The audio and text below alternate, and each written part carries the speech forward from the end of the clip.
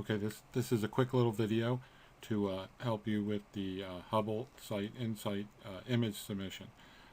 First thing you have to do is go to the site. This is an awesome site. It explains more about camera technology and photography or astrophotography than any site I've seen. I had the pleasure of working with the person who designed it, but I didn't know that he had designed it at that time. And I kind of talked about the site, good and bad, and when he told me that he had put it together, I kind of almost, I felt bad. And he laughed and he said, no. He said, he says, you're the first person that's told me anything about it. So, really well designed site. The whole idea here is it's teaching you about the electromagnetic spectrum, but in a different way.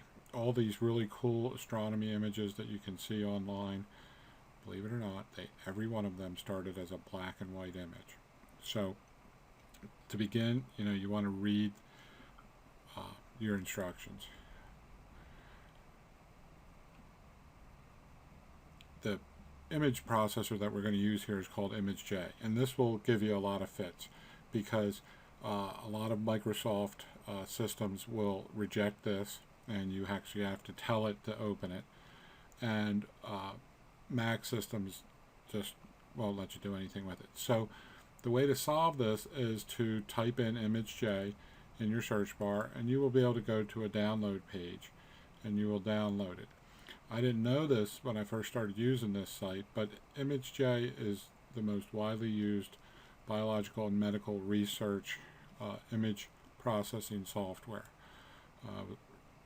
The University of Delaware took us through a STEM program where they were showing us how to do all this stuff using ImageJ, and I said, oh, this is great. I never knew you could do this with it, and I showed them what I did with it in astronomy, and that was something that they didn't know you could do. So it's a very cool program. So if you read through the instructions on this page, it'll take you to a sample in ImageJ. So you open up ImageJ, which I have open up here, and you click File and then Open Samples, and the sample that it wants you to open is may not be in here, M51 right here.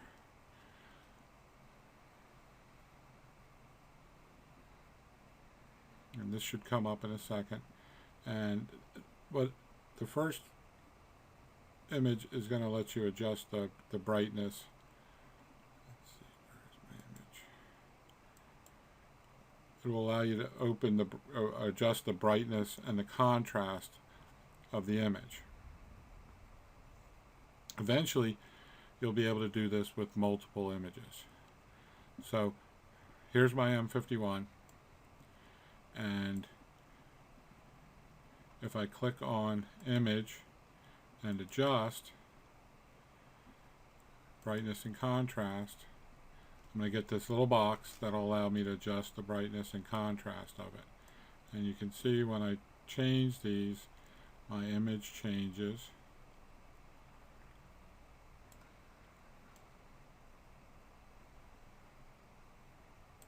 And somewhere in here is going to give me the best image that I want. So there, I see I brought a little detail out.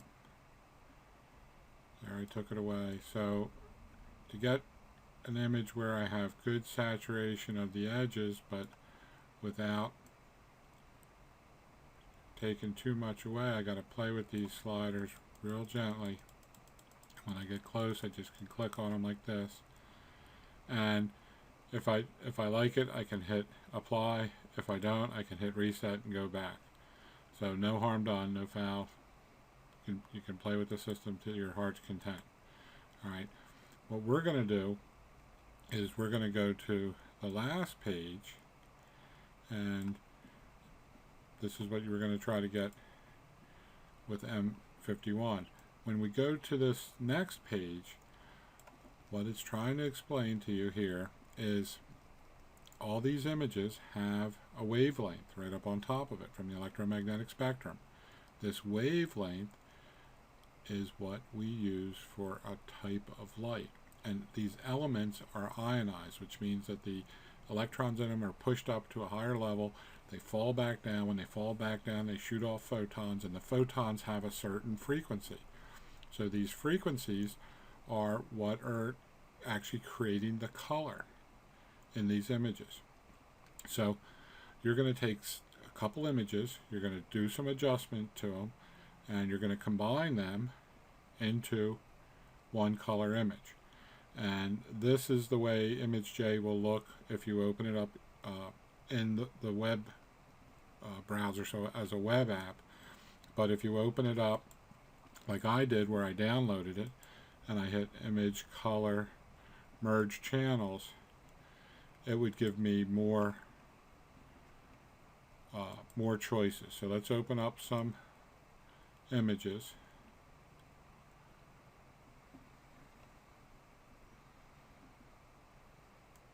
And earlier I downloaded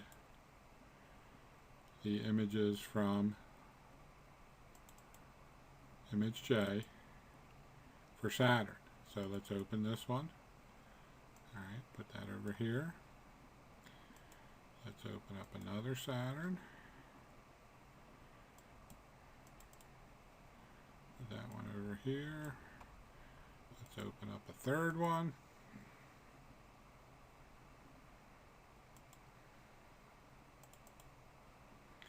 So I have 3 Saturns. Now I could adjust them, I could play with them, I could do a whole lot of things with them. But what I want to do is I want to show you how to make a composite image so that you can submit it. If that's all you want to do, that's fine. Most students tell me once they figure this program out and their computer's working with it, that they have a lot of fun playing with it. It's really cool. If you're going to be working in the medical field or anything like that, you'll be using this. So I click on image, click on color, click merge channels. Now that I have 3 images selected, it'll give me this little box. Now the box that it shows up here on the screen has less choices, and this one has more. They both work out the same. So for red, I want to pick one, and if I look at these numbers here, I know from my stuff that red has the longest wavelength, which is this number here. So I'm going to put red in as the longest one. So we're going to put red in there. I'm going to put green in as the middle one, and then I'm going to put blue in as the shortest one. Alright, down here, if you click keep source images, you'll keep these 3 images, and then click OK, and there's my composite image. And if you want, you're done. File, save as, JPEG, put a name on it, save it, submit that to Blackboard, and you can be done. But if you want to make your Saturn look a little bit different, we can try it again. And the most simple thing is just to put them in different places. So let's put this one there, this one here, and that one's going to be in the same spot. Let's put that one there, that one there, and that one there. So I just reversed their order, hit OK, and okay, now I have a completely different looking Saturn. And you can download, for Saturn, you can download 7 images, so you can do a lot of different things. Now with the downloaded program, I can also open more than 4. So let's open one more. So I have all these. Oops. So I have all these open, and then let's merge an image together using all of these. Color, merge. I want to, in my biggest number, I'm going to put this one down here, and this number, I'm going to put that one next, and I'm not going to go gray, I'm going to go magenta, and I want to put that one in there, and then let's see what happens. Pretty washed out in purple, so let's try one more time and do it a little bit different. So magenta had a lot of energy, So let's try one more. We'll do it this way, and I'm just kind of doing this a little bit at random. And we'll put that one in as gray, and then put this one in as cyan, and gives me a different Saturn. So you can play with this as much as you want. Of the ones that I made here, I kind of like this one the most, but this one's pretty cool too. What's great about Saturn is, with a moderate telescope, you can actually see this banding in the planet. This division here in the rings is called the Cassini division.